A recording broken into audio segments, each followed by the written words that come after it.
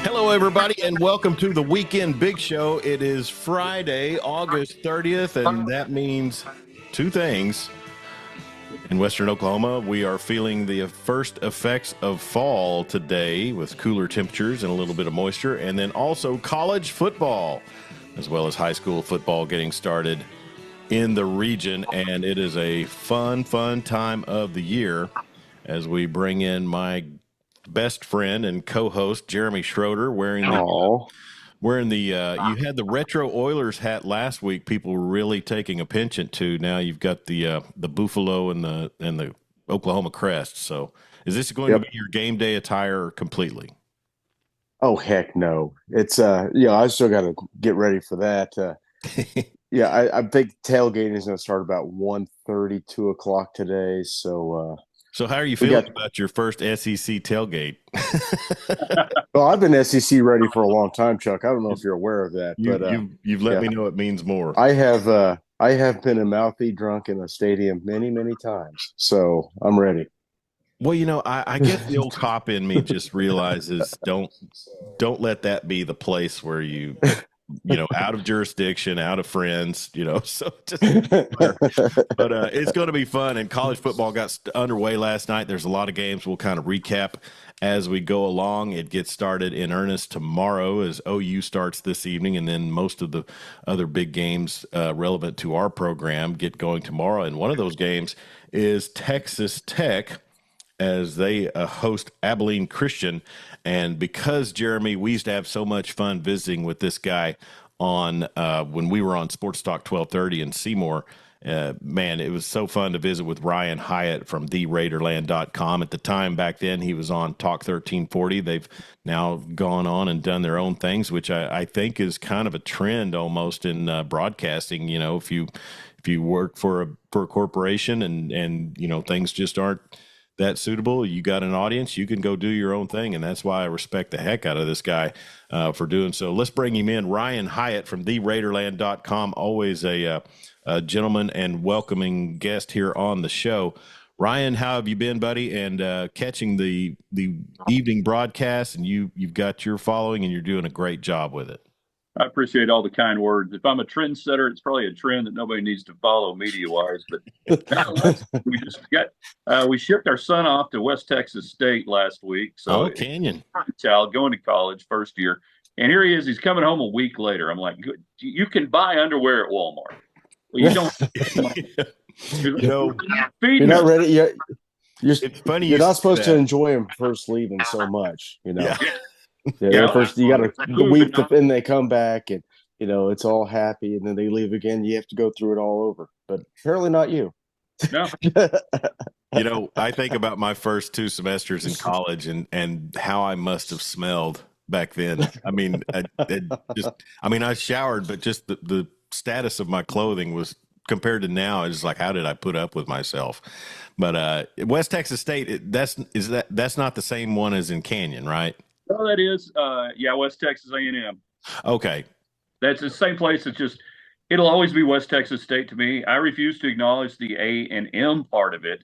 Yeah. So he's at West Texas State. Oh, hi, look, we got a visitor. Hey, kitty cat visitor. I could probably go grab a couple myself and bring them in. So that'd be Finch right there. He if I don't get the door closed to the office in the studio, he will join in. He will also bill you. He is union. He's a union cat. Union sports cat. I like that. This will probably rank up there with my wife's favorite episodes now that we brought a feline in, so that'll be cool. Ryan, I tell you, this college football landscape, and you cover it on a daily basis. You talk all things relative to Texas Tech and Big 12 and just in general. But in this past year, as the transition has truly begun, what's been your take and your feel about, from the Tech perspective, of fan bases and what they're looking at and looking forward to? I look at it from a Tech standpoint as a great opportunity with the new look Big 12. There's nobody who just automatically shows up in this league and dwarfs you budget-wise. Facility wise, Texas Tech is on par with anybody really almost in the country now. The excuses are drying up. You've got a 60,000 seat stadium sold out for Abilene Christian University. There's no reason why going forward that Texas Tech can't expect to be in not the top half, but I would say the top 4 or 5 teams every year in the Big 12 and have a chance to play to get in that Big 12 championship game. That should be the bottom floor now for a program like Tech. Yeah, and with the upgrades to that stadium, and I went there in 2001 and vaguely remember a lot of things there. I saw a full picture of it last night. It's truly amazing looking. Yeah, they have done a nice job, and they've had to not. I'm going to use the term piecemeal. They've had to build it out in stages over 20-something years, but they've done a really nice job, I think, of planning on at least, okay, if we do this, what do we want to look like? And now it all ties together. It looks like it was built this way. And you see some places like College Station looks like somebody got, a bunch of Legos together one night, just started stacking them up in different places. So I had to get a shot in on the Aggies in the SEC. Well, and I almost said Lincoln Logs, but that might be too soon. So why would you do that? Why? And you look at their schedule, there's no reason Tech shouldn't be 5-0 heading into Arizona. I agree. You've lost a game you shouldn't lose. Yes.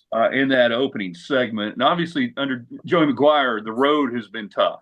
They've struggled on the road. So they got to go to Washington State, which, not an intimidating place by any stretch, but it ain't Lubbock. And that will show me if they can go there and win. I know it's not a huge win in the grand scheme of things, but it shows me they can get on a plane, get on a bus, go play a game and win. So I really actually am looking forward to that next week to see what I can learn from it. Most of the first 3 games, though, you're not going to learn much unless it's bad. Exactly. And we've got a friend that, was a little worried about Arkansas Pine Bluff last night. So oh my goodness. They did carry that one out pretty quickly.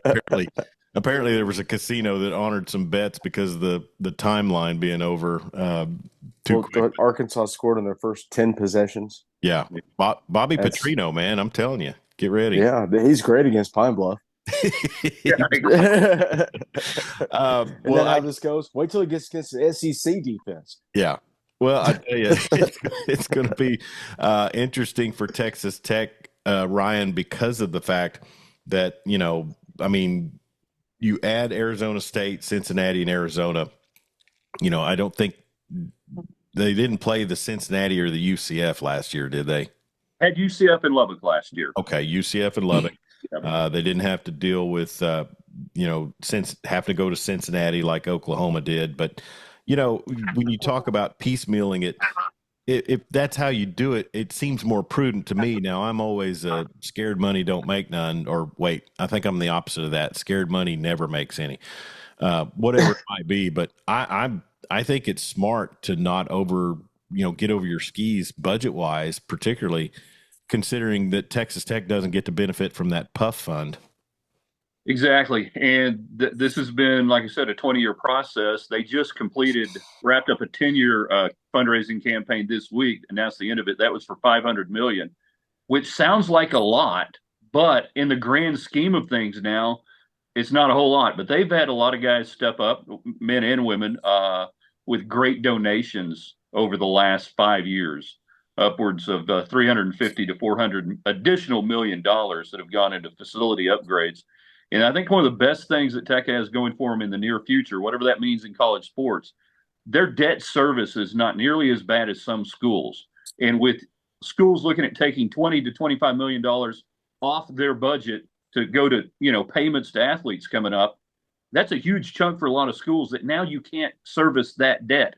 The days of schools, I think, going crazy on facilities now that they have to pay labor cost, I think is going to dwindle. So the projects like you've seen at Tech are something that if they'd tried to start it now, I don't think they could have done it.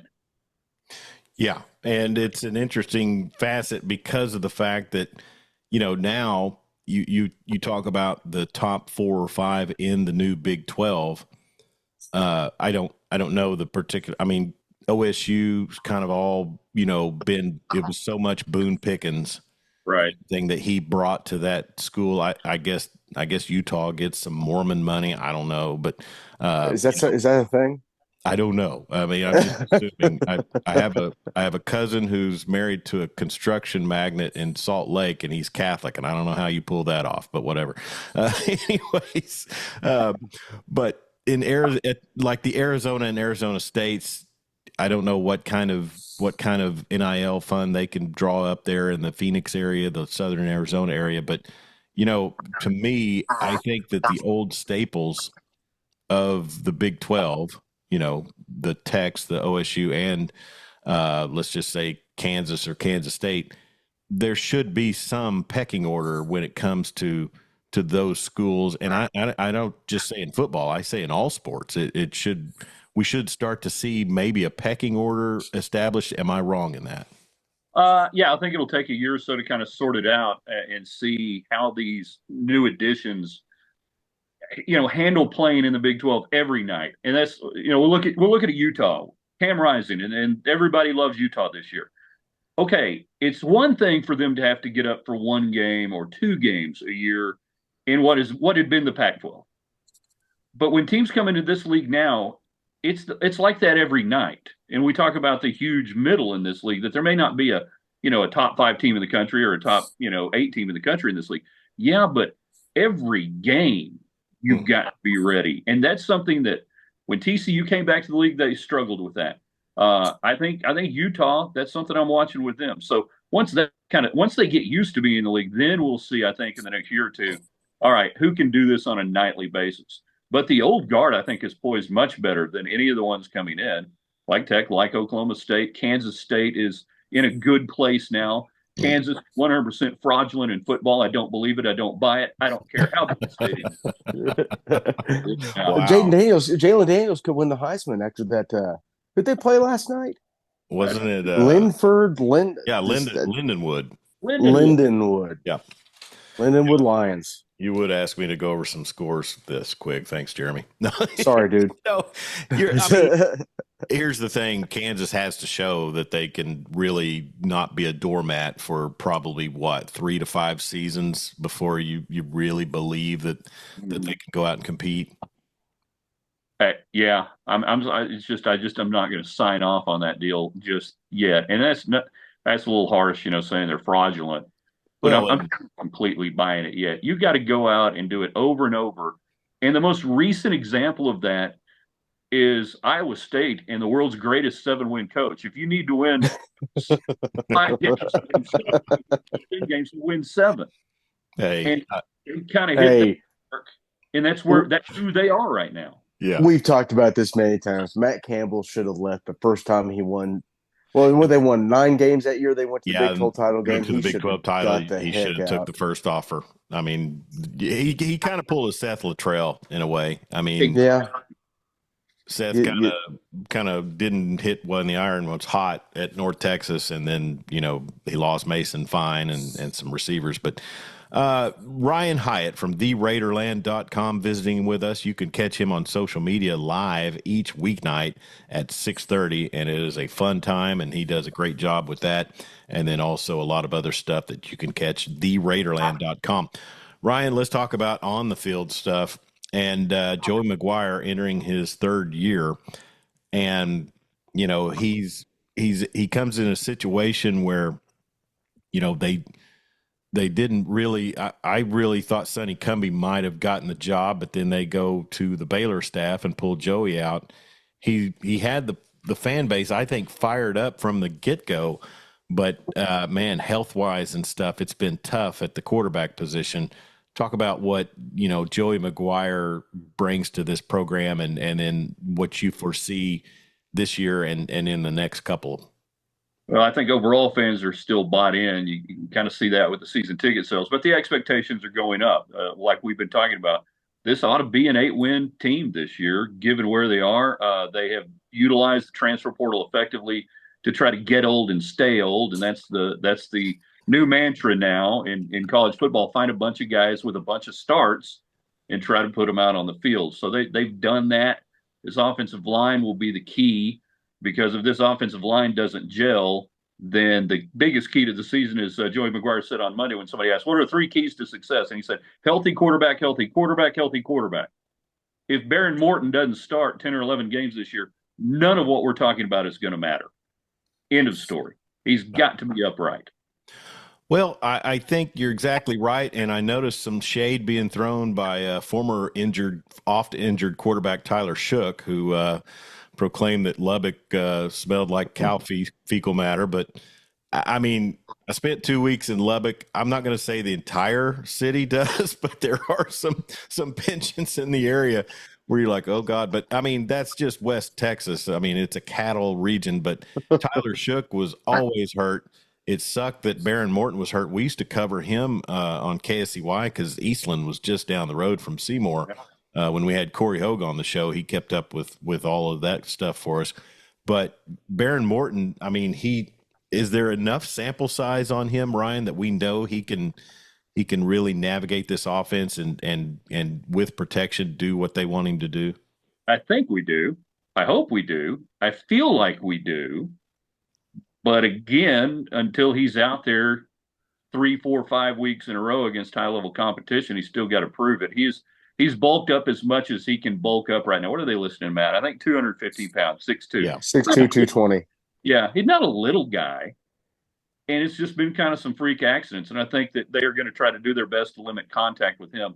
You're not going to see Tech run a ton of RPO. You're not going to see Tech run a ton of quarterback draw. If he's running, he's extending the play.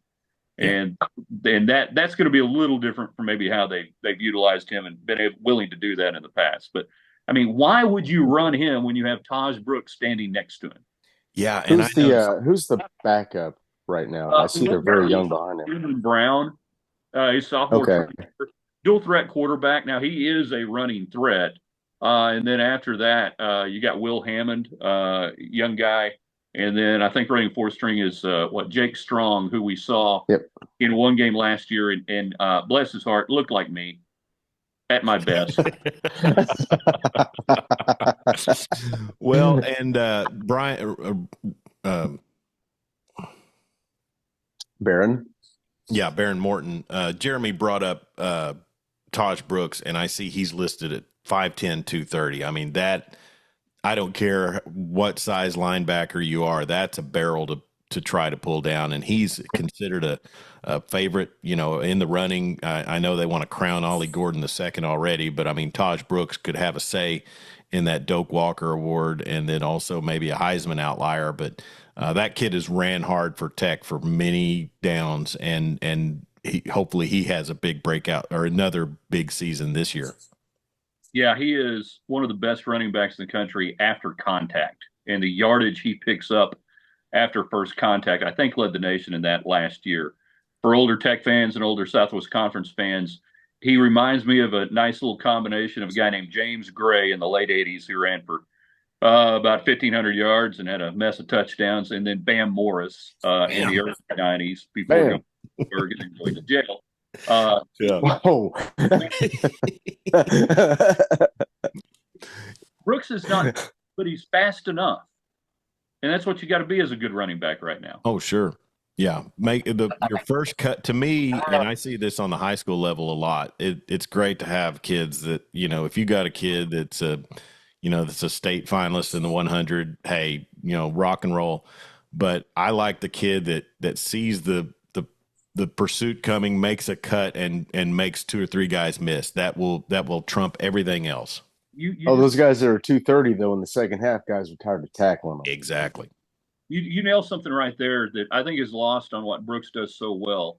He does get downhill pretty fast, but he allows a play to develop, allows his linemen to engage and read. Now, we may be going 4-hole, but guess what? If I need to bounce it out, I'll bounce it out. Some running backs just try to get up there so fast, they never really give the line of scrimmage a chance to establish and read.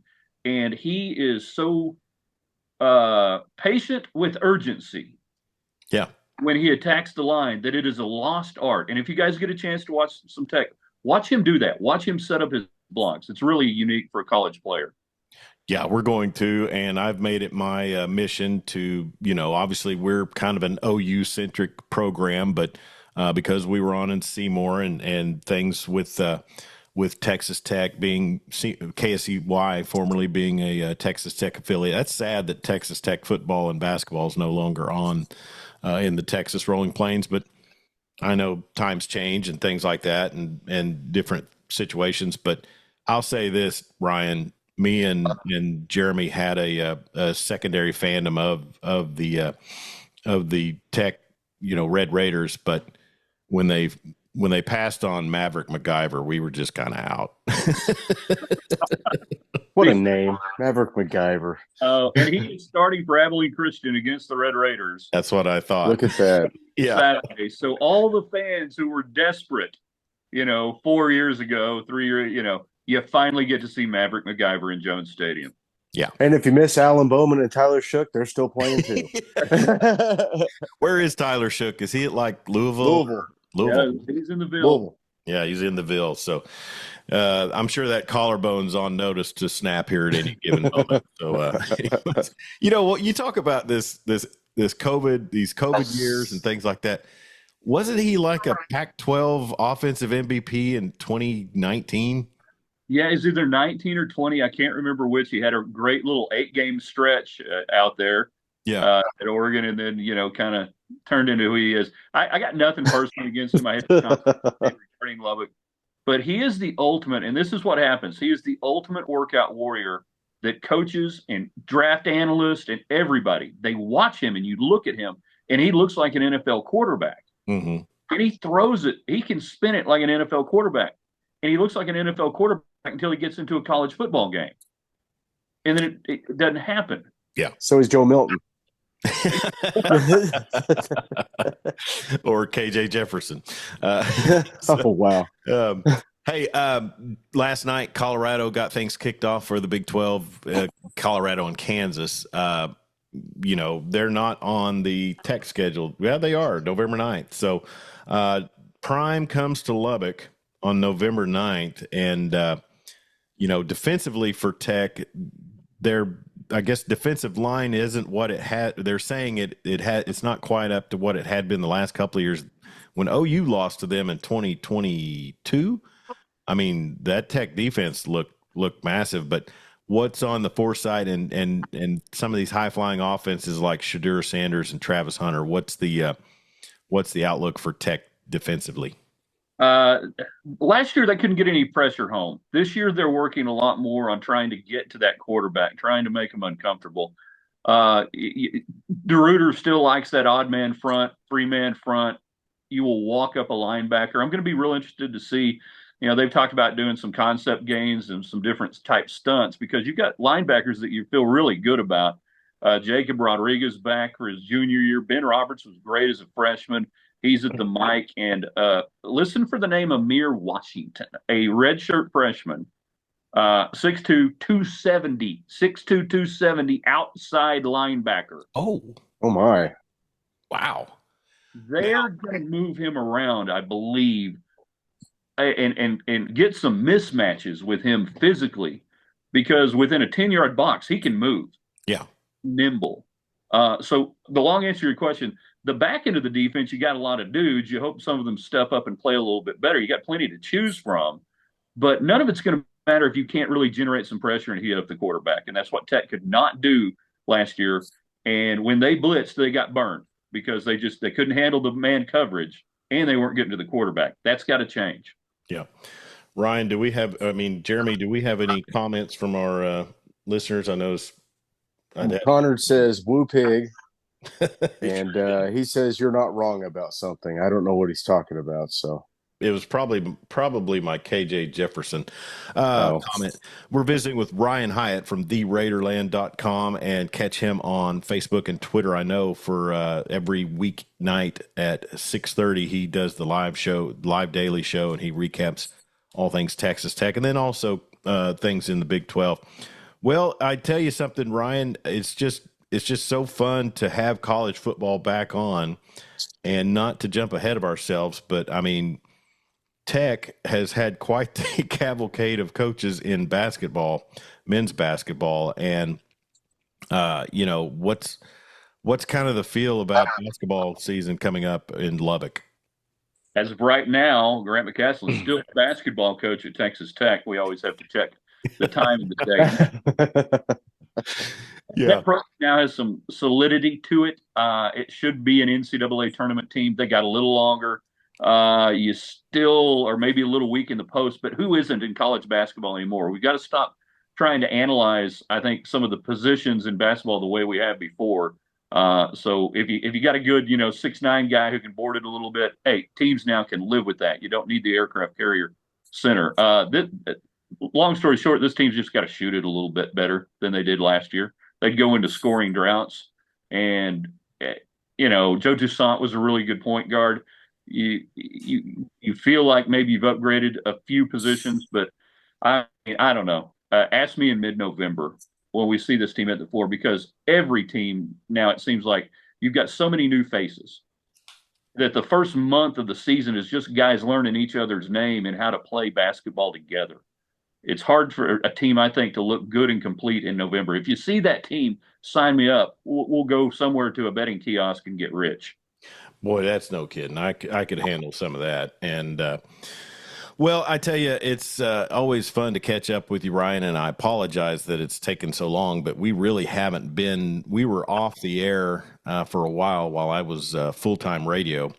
And then just didn't really have the time and sadly the energy to go regular here on the program, and I kind of hate that, but we're back in the swing and we're doing things our way. And man, one of the great joys and fun times was anytime we've had you on the program.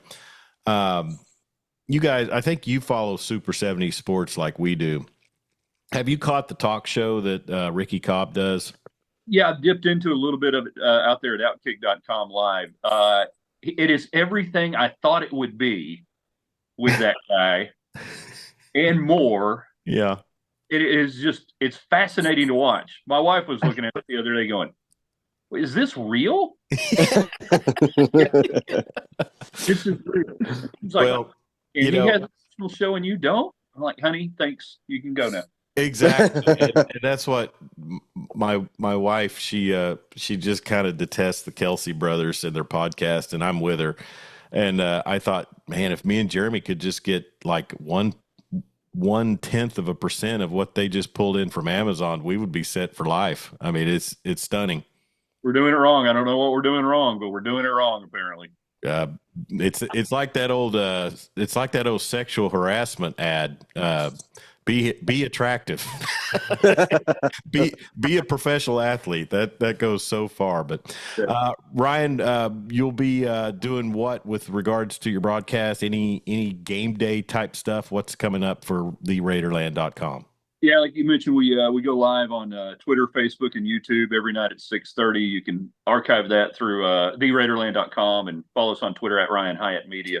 After most Texas Tech games, depending on how late it goes, we have what's called Raiderland Rewind. So we will be doing a post-game show, taking your questions, comments tomorrow night after that thing wraps up. So we do a lot of the post-game stuff, and then come back at you hard on Sunday with a little Sunday nightcap to tie everything together. You're a 7-day-a-week guy. That's saying something right there. Well, and it's so much fun, and we'll be sure and share your posts and stuff on our Facebook and Twitter, Law Dog Sports. He's at Ryan Hyatt. Is it still Ryan Hyatt Media? I'd have to look real quick. Yeah, at Ryan Hyatt Media on Twitter. Yeah. So you pop up so automatically on mine, I actually forget handles. So did you watch the Colorado game last night? I tuned in late and saw about 4 coaching decisions that made my head scratch. Hey, Dion, here's a memo. Mike Leach even figured this out. Run the ball when you're up. Run the ball.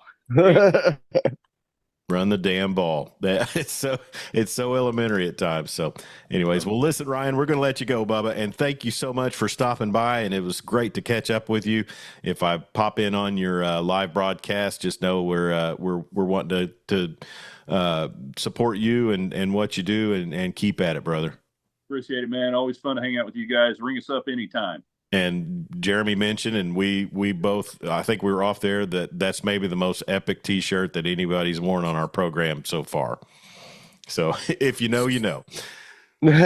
Anyway, he's Ryan Hyatt from theraiderland.com. We share his posts and things like that on our social media, and he does a great job out there in the 806 talking football, all things Tech and Big 12, and we appreciate him for stopping by. Jeremy, you tweeted me last night and mentioned that General Booty had his first touchdown of the season for the Warhawks of Louisiana Monroe. Is that the former Northeast Louisiana? Yes. No. Man, I don't know. They're all over the place. Might be Southeast Louisiana. Which one was? No, there's still a Southeast. Okay. There used to be a Northwest Louisiana. Man, they were all over the Southeast, Southwest, Northeast, they were Louisiana. Northwest. No, they're Louisiana Monroe now. Sorry. Yeah. Did Heupel do a stint there as an OC or? He went to Utah State. Well, I mean, after he left Oklahoma, then he went to Missouri, and then I want to say that was when he went to. After that is when he went to UCF, then Tennessee. I could have swore he had like a Arkansas or a. He was at Arizona under Mike Stoops. Yeah. I mean, there may have been a year or two in there that's unaccounted for. I can't. Year at Mizzou. Yeah. Wow. Would he have been the offensive? No, that was 2017. Vodka Tom was. Who would he be an OC for Chase Daniel there when Chase did the strut and made Vodka Tom mad?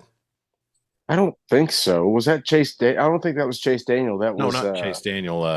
The kid at Seattle, not at Seattle. Where Drew is Lock. he now? Drew Lock. Yeah. Man, Chase Daniel. That he does have the staying power, but that's a long ways back. Yeah, it is. Well, some games last night, Jeremy, and UCF. Our friend Connor Carr, his former Bain quarterback, 57-3 over New Hampshire. I know that Jefferson accounted for 3 touchdowns, 2 passing, 1 rushing. I mean, I get that what he photoshopped or he screenshotted the box score, and it had to have been the first 2 drives. I mean, yeah. I mean, I'm not. Am I saying he's going to win the Heisman? No, but I could see Gus Malzahn getting a lot out of him and them being, in the conversation in the Big 12. They're in. He'll be a good starter in the Big 12. He's not gonna be first, second, or third team all conference, but they'll win a lot of games. Well, maybe our friend because Connor, of him. Yeah, our friend Connor had to have been happy with the 70-0 shellacking of Arkansas Pine Bluff by the Razorbacks, and just a lot of scoring. And we mentioned when we were talking to Ryan the Bobby Petrino effect. Yep, it has to be better, right? I mean, it has to be an upgrade. It has to be. Pine Bluff. I don't think that really gives you a. No. That's not a good test. I mean, they did what they were supposed to do against a team like that. They just went out there and they looked like a team that had been hearing how bad they were for an entire offseason. Yeah. And just let it out on Pine Bluff. Kansas over Lindenwood, 48-3, and Missouri over Murray State. Isn't that where Justin Fuente landed after he left OU? Over there in Tahlequah? No, Murray State. Or Tishomingo. Oh, yeah. I know. Murray State in Kentucky. They go down to Johnston County and play? The Tigers. Yeah, that's where Fuente landed after he left Oklahoma. It's Kentucky, right? Yes. Okay. So 51-0 there. Colorado gets past North Dakota State, 31-26. A Hail Mary at the end is caught at the 3, but time expired. Utah beats Southern Utah 49-0. And Mac Brown. Here's an interesting stat from last night, Jeremy. I saw that it's the first season home opener. Or no, wait, what was it? I saw a picture of Mac. It's the first season opener. They weren't at home. 35-25 neutral field. But for North Carolina, it's like their first season road opener win since 1992 or something like that. I mean, really? I was pretty dang young in 92. I mean, that was Marcus Major had 100 total yards last night. Yeah. where is Marcus? Is he at North Carolina? He's a Minnesota. Minnesota. Okay. Well, good for him. Yeah. Well, and so games tonight, Jeremy. Obviously, the big one is the OU Sooners taking on the Temple Owls, and Temple is still in the AAC. Do you wonder if the teams in the AAC have wanted? They're kind of like the team that we kind of like to escort out. I mean, they've really brought nothing, right? Yeah. Can you kick people out of the AAC? You could, I guess. I don't know, but it's a 42.5 point favorite for Oklahoma. Let's see. Let me pull up the 42. game cast. Yeah, it's 40. Over under is 57.5. That's a pretty good. Would you say the over under is a pretty good assumption of the defense that they're thinking 3 points maybe, not 10 points maybe by Temple, something like that. Probably a garbage time touchdown or two against some freshmen. Of course, I think all the freshmen are starting this week. So I was going to say, hold them out. But Nick Anderson is listed as out for Friday, and then obviously some of the injuries that occurred in camp. But that's the primary one that I've seen. And looking at the two deep, Jeremy, it's going to be interesting to see how many of these kids that are freshmen that are fresh on campus. And I think you froze up again. That's always great. It'll be interesting to see how many of these true freshmen, and it must be on my side because I got no Twitter feed update. Always great to have great internet. Just a wondrous thing when you get down to it. Looks like you're back. And there he is. I might be back up. So I've got to call my internet provider today and get this figured out. We're on fiber. This is just kind of getting ridiculous. So Jaden Jackson. Yep. The first freshman since Tommy Harris, is that correct, to start on the defensive line? Did Tommy Harris start right away? I saw a might tweet have been said Jaden Harris humbled or is humble in his something, and he got retweeted by Tommy Harris. Did Gerald McCoy didn't start? He must not have, or else that would not be a correct stat. And so that's a huge deal. If you remember his recruitment, he was kind of like he felt like a throw-in with David Stone, and ends up he's going to start, and Stone will probably rotate in with be a rotational piece to start off the season, which he'll ultimately be a starter, I'm sure. But there's a lot of guys up front. The two deep has David Stone listed at third string, so he may get some of that wrap up time. But this team, Jeremy, everybody's talking about the defense will carry it a lot. I know there's a lot of hype around this defensive unit, as probably there should be. Offensively, it can't be that big of a drop off. But if they struggle at some point in time in this non-conference part of the season, what do you think the outlook is that Michael Hawkins Jr. gets a few snaps in meaningful time? God, man, I don't know. It just kind of feels like to me that they are all in with Jackson Arnold. Hawkins will get snaps. You got to be, but I mean, if Hawkins gets some snaps, what are you doing there? Are you not going to give Arnold a little bit of a chance to work his way out of some jams? So, also one thing I thought of is if you do give a kid some snaps, if they're not, I don't know what to think. I mean, it's like those bro dudes that we see, trying to hawk two girlfriends at the same time. You trying to keep one from leaving. If you got two quarterbacks, you don't have a quarterback. Well, that made me think about the old Spurrier days, because after Orful, he's just roll them out there. Jesse Palmer and Rex Grossman. That was it. That was the one.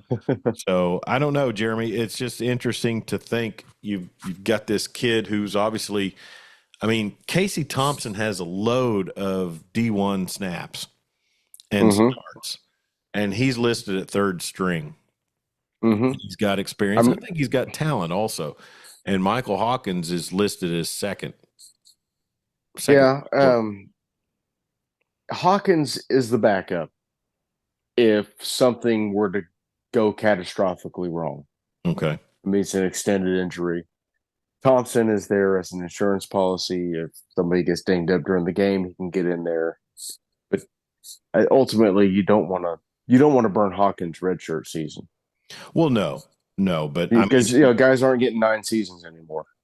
But who they have lined up, on the recruiting trail now at quarterback, because they'll pull in some Elite 11. Oh yeah, they've got that. Why does the name escape me right now? He transferred. He played for Carl Albert last year, and then he transferred back down to Texas. Sperry, the Sperry kid, he's down in Texas now. He's committed. He'll be here in the fall, and then.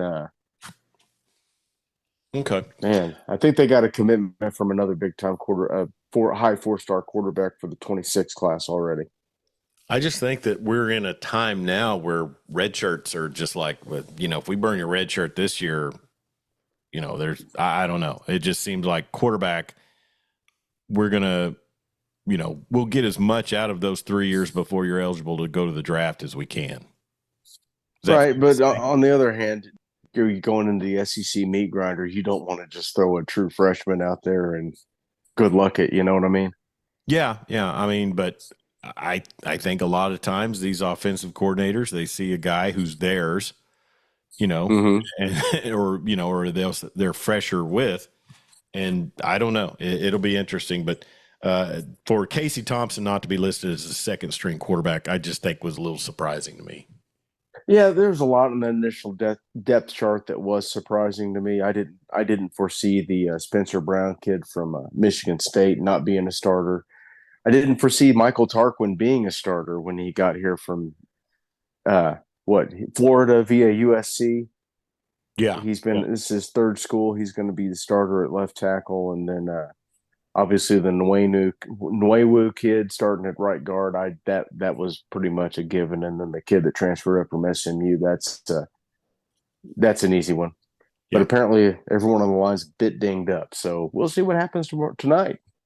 Yeah, it'll be interesting. And 6:00 is the start time. And out here in Western Oklahoma, you can hear the game on the air live and not have to listen to the. Do you do the sync when you're at home? Do you do the sync up deal with the radio? I've tried it, and then I don't think it didn't work now. No, it didn't work right away, so I just gave up. YouTube TV, which I think you told me you're on as well as I am. Yes. Well, an interesting story here on Yahoo Sports, and the reason I picked up on it is because the profile picture kind of resembles you, but Ryan Day is on the hot seat. It's national championship or bust for him. Yeah, he'll be an OC in the NFL next year, maybe for Dallas. Dallas, that'll be great. Be sure and follow us on our social media platforms: Facebook, Twitter, X, Instagram, and TikTok. Hopefully a few more of you pick up and watch on Facebook here. We got some comments from Connor Carr when we were talking about Arizona. Oklahoma State this week, Jeremy, they take on South Dakota State, which kind of like Colorado had going on with North Dakota State is no FCS pushover. We were talking last night at the Weatherford scrimmage. I still just want to call it 1AA. A good FBS team should be the good FCS team by 3 scores. Yeah, a good team. Oklahoma State's they'll beat South Dakota State handily. Now that debacle in Boulder last night, they're going to get Shador killed. They can't keep him upright. It's going to be a long year for them. That did seem to be the tone of most of the social media posts I saw. Is how's he going to survive Big 12 competition? With that offensive line, and I mean, that's the thing about all of this. Video game style offense. I mean, the kid can fling it. Yeah, he's a good player. And him and the Hunter kid, they're both really good. Well, and they had another that was $198. receiving. Mm-hmm. I don't remember the name, but I don't know. I got back from the scrimmage, Weatherford scrimmage, Blanchard last night, and I got back a little bit later from that and caught the tail end of the Colorado game. But I mean, like you said, you did what you did. You did what you're supposed to do. So beyond that, I don't know. I'm going to close out a couple of internet pages and see if that doesn't help with my stream, because this is just ridiculous. Back. There you are. It's got to be on my end because I'm getting the notifications that my internet's gone. So, anyways, I'll be on the phone. Let's see. John Workman checking in. You're right. He needs to be upright. Like I said, and I won't go as far as RG3 to say that Shedeur and Travis Hunter could each be number one picks. A Thursday night game against an FCS team, and yeah, the hyperbole is out of hand. Yeah. Marty Wandry letting me know that the internet's only out in Thomas, Oklahoma. Thank you, Marty.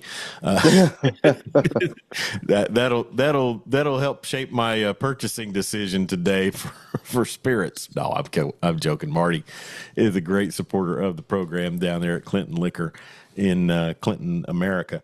And so, it's funny you say that because I retweeted a tweet from Tony Desiri last night, who used to do a sports update when we were on KSEY down in Seymour, and he also had a show called Wake Up Show on Sports Map Radio, and he said, "Who was the play-by-play last night?" Mark Jones. Mark Jones. He said, "Find you someone that find someone that loves you like Mark Jones loves Dion."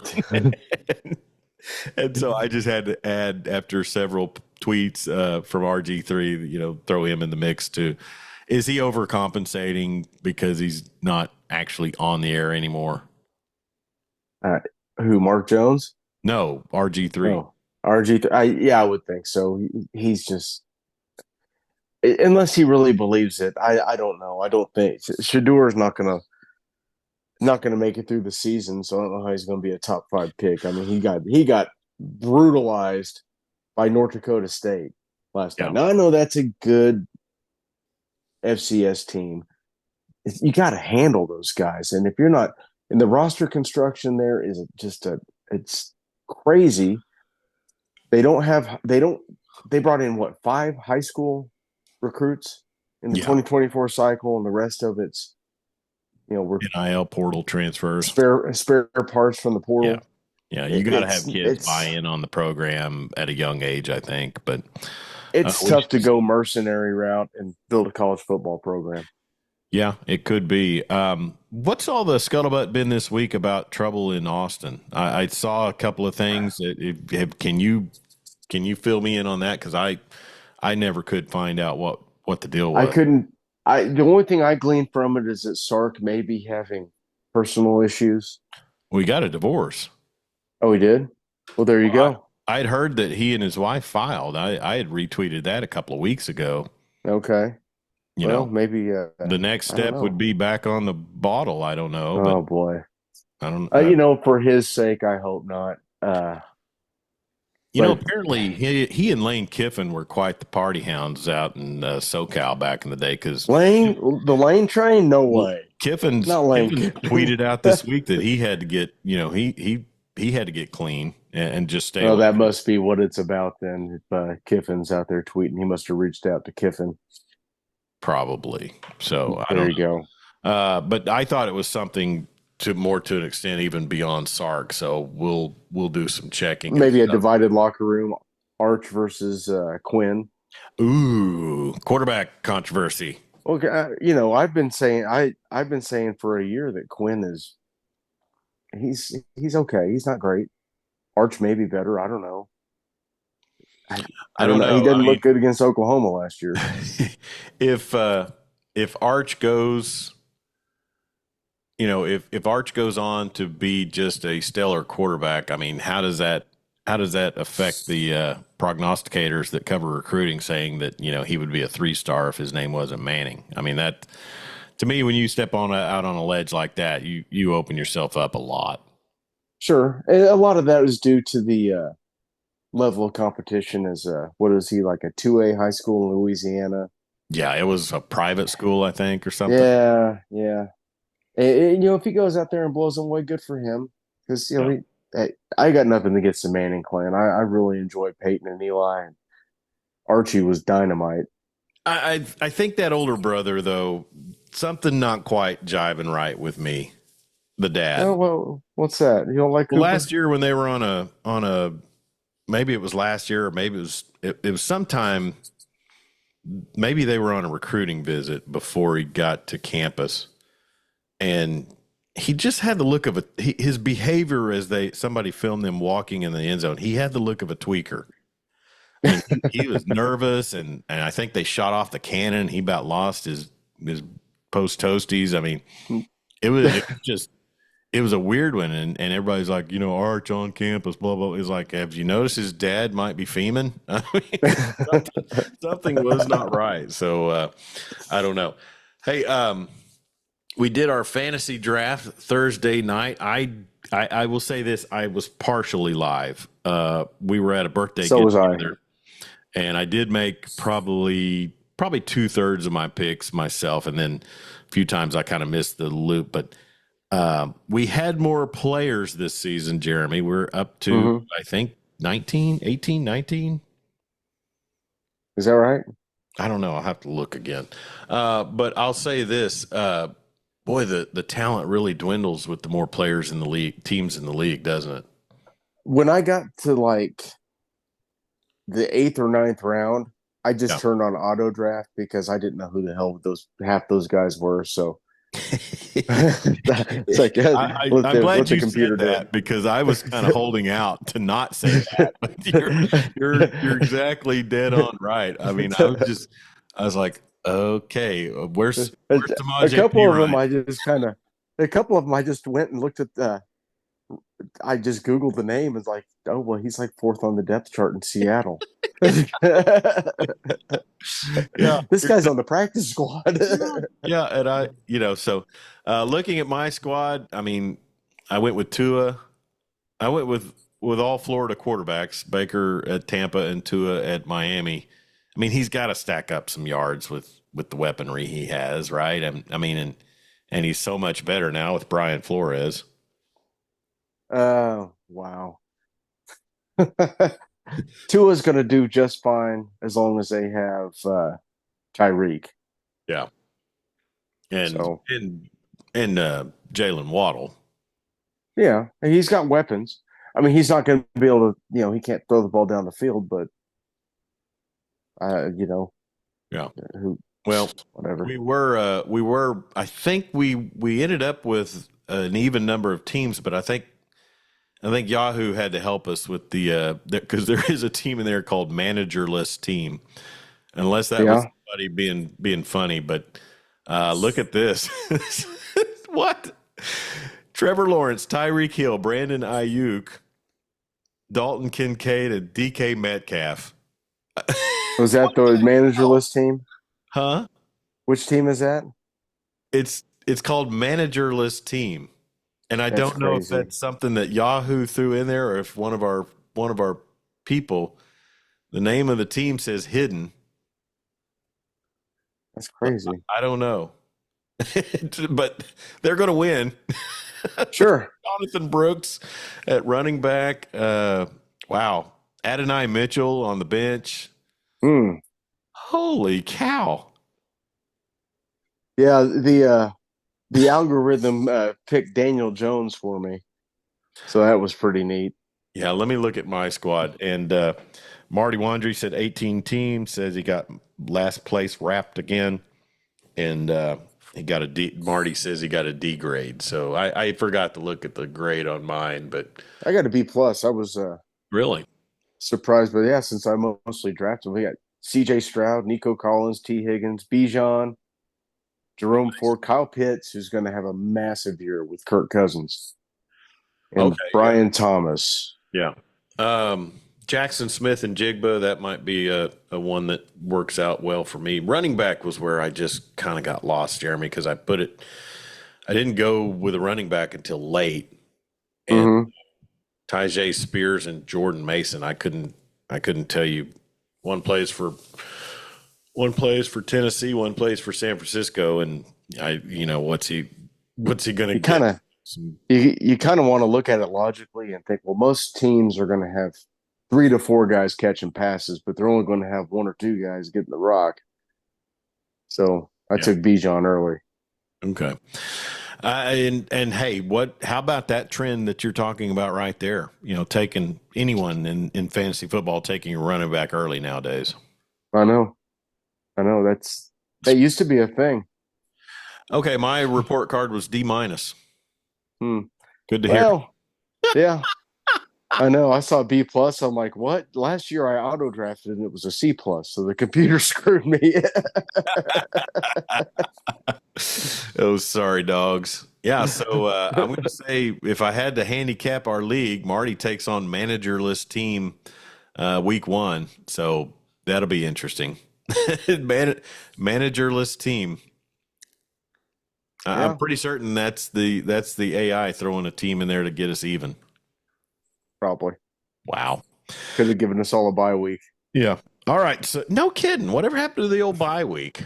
I don't know.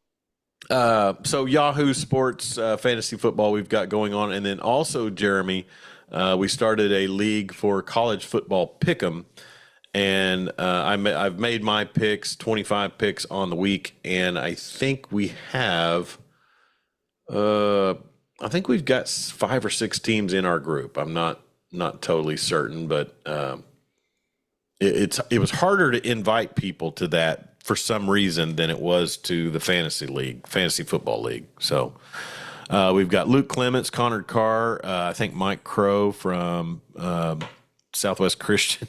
I shouldn't say his church where he's at, but we got a pastor making entertainment only picks.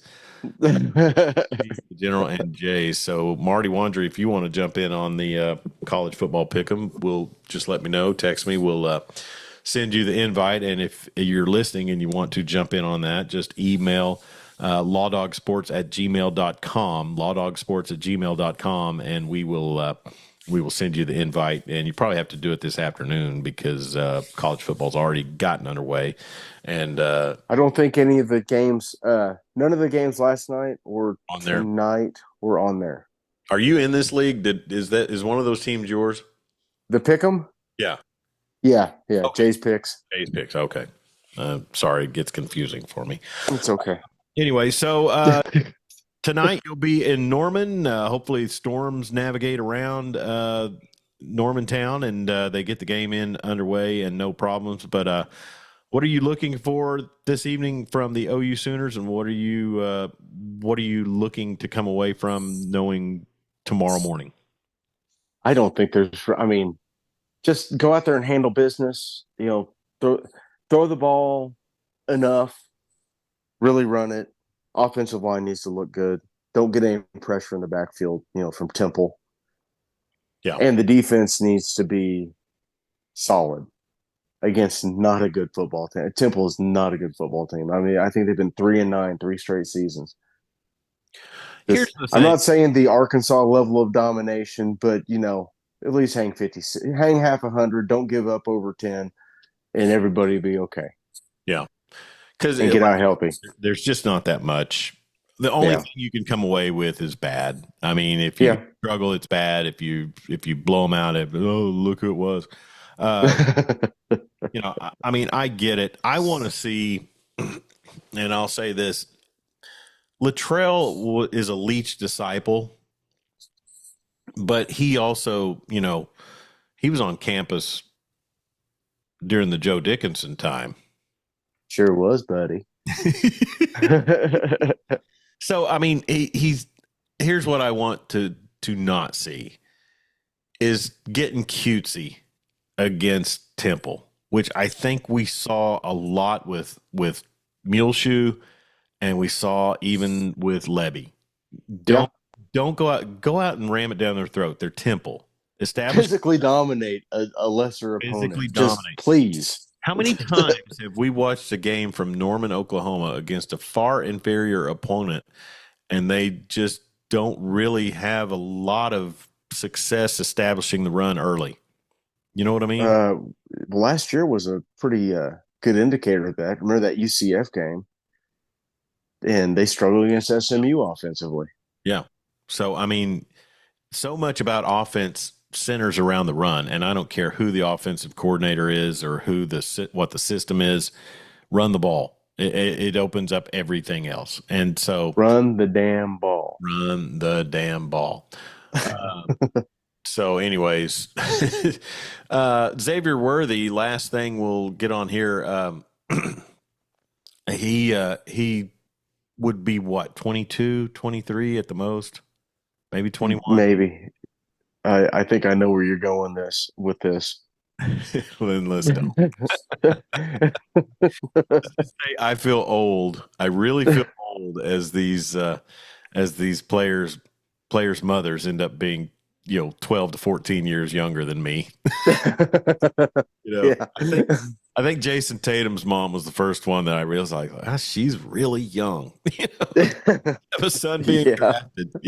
So, anyways, but it's pretty interesting. And Christian Yelich, he was another one. It was like, wow, dude. I mean, none of them are to the range where they could be my daughter unless I was from Arkansas. I don't know about that, but anyways. You brought up his name earlier and I forgot to jump on that. Samaje Perine. Yeah. Member of the Kansas City Chiefs. Yeah, I saw that and I had him in my queue to draft. And if I would have just let it auto draft, yeah, I probably would have got him. He's surely going to be able to do some things with that offense. He's going to fill that Jerick McKinnon role because he's a good receiver out of the backfield. But I mean, he's a late game load. Yeah, he's a big physical guy. Yeah, he's been a banger of a running back for years. What do you think about the powder blue that the Jayhawks threw out last night? Hey, powder blues. I like it. I like it. They had that weird white helmet with the chrome oversized Jayhawk on it. I think that might be a little overdone, but the powder blue always looks nice. The whole time I saw highlights or clips from that game, I just thought NFL Europe. Just kind of my whole thing the whole night. The Frankfurt Galaxy. Yeah, that's exactly right. Quarterback by Nate Hibble. Yes. Okay, so as we're getting out of here, we're kind of drifted down the wormholes. But Tulsa Golden Hurricane with a big win last night too. So who'd they play? It was Northwestern. I think the Louisiana Northwestern. Oh, okay. I was going to say Northwestern Alva? Not the Rangers of Alva. Okay.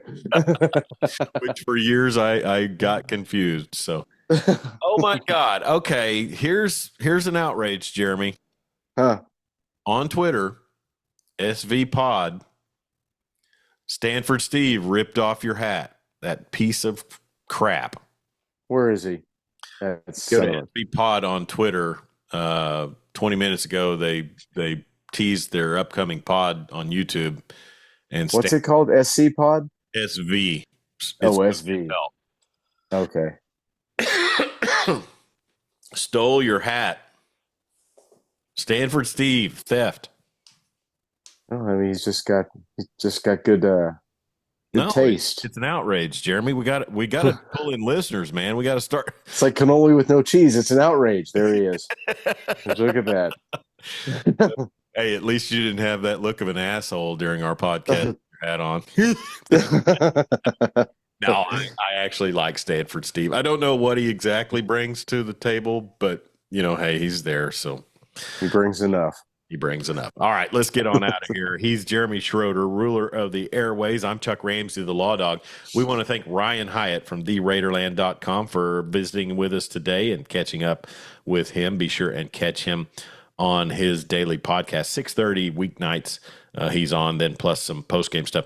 Hey, what's our plans before I get into the true outro, what's our plans for college football post games? Do we want to do it after an OU game, or do we want to do Saturday night after everything's over?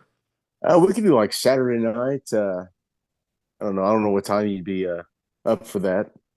Yeah, well, right now, tentatively, and be sure and stay tuned to our social media.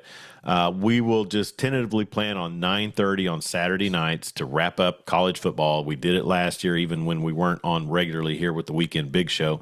But we'll do our college football wrap. It'll be probably a little spirit infused most nights on a Saturday.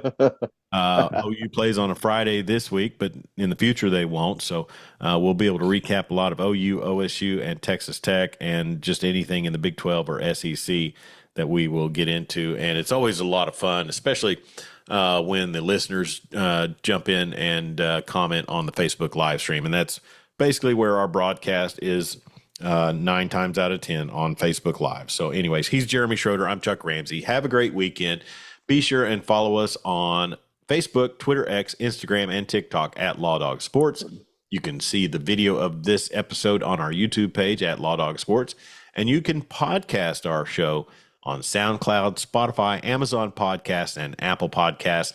You can find all of that at lawdogsports.com. Be safe out there. Don't text and drive, and sure don't drink and drive, and we'll talk to you real soon.